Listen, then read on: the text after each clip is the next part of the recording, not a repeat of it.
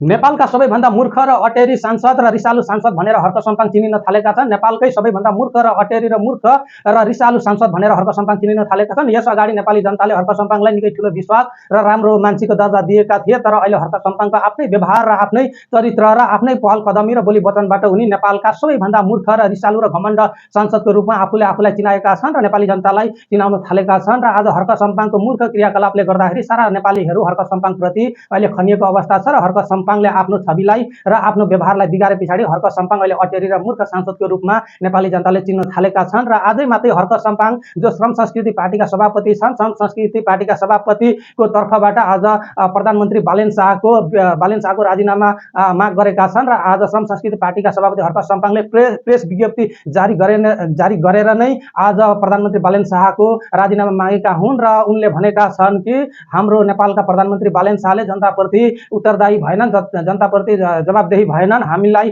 कुनै पनि प्रश्न गर्ने उनलाई प्रश्न गर्ने मौका पनि दिएनन्। त्यसकारणले गर्दाखेरि बालेन शाह नेपाली जनताको निम्ति अयोग्य र असक्षम प्रधानमन्त्री हुन्। त्यसकारण नैतिकताको आधारमा बालेन सरकारले तुरुन्तै राजीनामा दिएर मार्ग प्रशस्त गरेर नेपाली जनताको हित र अधिकार र नेपाली जनताले चाहेको अनुसार हिँड्नुपर्छ र बालेन सरकार असफल सरकार भएको कारणले गर्दाखेरि तुरुन्तै राजीनामा दिनुपर्छ भनेर आज श्रम संस्कृति पार्टीका सभापति हर्क सम्पाङले आफ्नो प्रेस विज्ञप्ति मार्फत यस्तो कुराहरू लेखेका छन् र बताएका छन् र राजीनामा मागेका छन्। र यो सँगै हर्क सम्पाङको राजीनामा मागेको हामीले गण्य हो भने 17 पटक हर्क सम्पाङले बालेन शाहको राजीनामा मागिसकेको अवस्था छ। र आज राप्रपाका सांसद तथा नेता ज्ञानेन्द्र शाहीले हर्क सम्पाङमाथि कडा कटाक्ष गर्दै भनेका छन्, जनताले चुनेर बहुमतको सरकार बनाएको अथवा जनताले अत्याधिक बहुमत दिएर राष्ट्रिय स्वतन्त्र पार्टीको अहिले सरकार छ र राष्ट्रिय स्वतन्त्र पार्टीको बहुमतको सरकारको जो प्रधानमन्त्री बालेन शाह हुनुहुन्छ उहाँलाई तपाईले राजीनामा दिनुपर्छ भनेर त्यो भन्नु मिल्दैन, किनभने नेपाली जनताले चुनेर जिताएर जनताको मतको कदर अनुसार उनी हिँडेका छन्।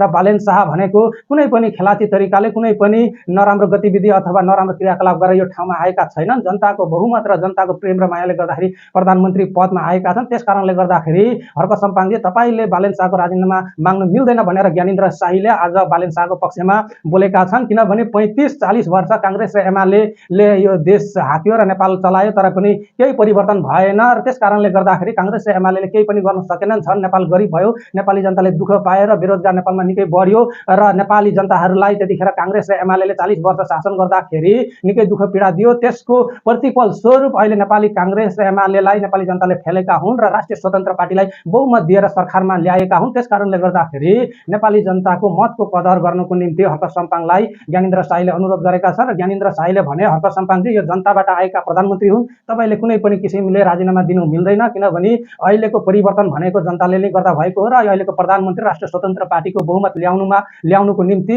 अहिले जनताले नै यो परिवर्तनशील अथवा परिवर्तनको अवस्था ल्याएका हुन् र नेपालको सबै राजनीति बदलेका हुन् र अहिलेको परिस्थिति बदलेका हुन्। त्यसकारण जनताका प्रधानमन्त्री हुन् र जनताको प्रधानमन्त्रीलाई तपाईले राजीनामा दिनुपर्छ भन्न तपाईलाई त्यो औकात दिँदैन अथवा हैसियत तपाईको छैन र तपाई त सबैभन्दा सानो पार्टी हुनुहुन्छ र तपाईको 7 वटा मात्रै सांसद छन्। त्यसकारणले गर्दाखेरि बहुमतको सरकारलाई लड्कार्ने, इन्कार गर्ने र विरोध गर्न पाइन्छ, तर जथाभावी भन्न पाइँदैन भनेर आज राप्रपाका सांसद तथा राप्रपाका नेता ज्ञानेन्द्र शाहीले आज हर्क सम्पाङलाई चेतावनी र आग्रह स्वरूप यस्तो आज भनेका छन्। र यो सँगै अहिले बालेन सरकार बहुमतको सरकार बनेको छ र बालेन सरकार अहिले शक्तिशाली बन्दै सबै नेपालका नियम कानुनहरू परिवर्तन र संविधान पनि संशोधन गरेर अघि बढ्ने योजनामा छ। र जति पनि कांग्रेस र एमाले बनाएका सिस्टम, नीति, नियम, कानुनहरू, कार्यविधिहरू जति पनि छन् सबै कुराहरूमा बालेन सरकारले परिवर्तन गर्दै अगाडि बढ्ने भनेर त्यो संकेत देखिसकेको छ र संविधान पनि अत्याधिक संशोधन गरेर अघि बढ्ने जस्तो देखिएको छ। र यस अगाडिको कांग्रेस र एमाले सबै राजनीति नियुक्त र आफ्नो पावर र आफ्नो पदको पावरले गर्दाखेरि पहुँचको भरमा